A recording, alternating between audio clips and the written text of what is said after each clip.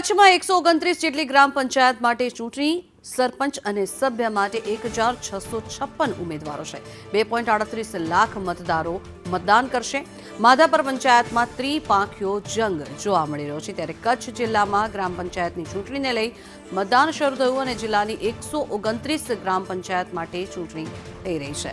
સરપંચ અને વોર્ડ સભ્ય માટેના 1656 ઉમેદવારો માટે મતદાન થશે। જિલ્લામાં કુલ 288 જેટલા મતદાન મથકો ઊભા કરવામાં આવ્યા છે। કચ્છ જિલ્લાની 129 જેટલી ગ્રામ પંચાયતને લઈને સવારથી જ મતદાન પ્રક્રિયા છે તે હાથ ધરવામાં આવી છે। તમે દ્રશ્યોમાં જોઈ શકો છો કે માધાપર એશિયાનું સૌથી સમૃદ્ધ ગામ છે અને કચ્છની સૌથી મોટી ગ્રામ પંચાયત છે, તેને લઈને એક ઉત્સાહનો માહોલ છે તે અહીંયા જોવા મળી રહ્યો છે।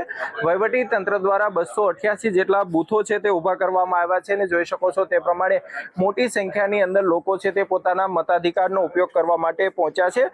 સરપંચ અને વોર્ડના સભ્ય માટે 1656 જેટલા ઉમેદવારો માટે આજે મતદાન પ્રક્રિયા છે તે કચ્છ જિલ્લામાં ચાલી રહી છે।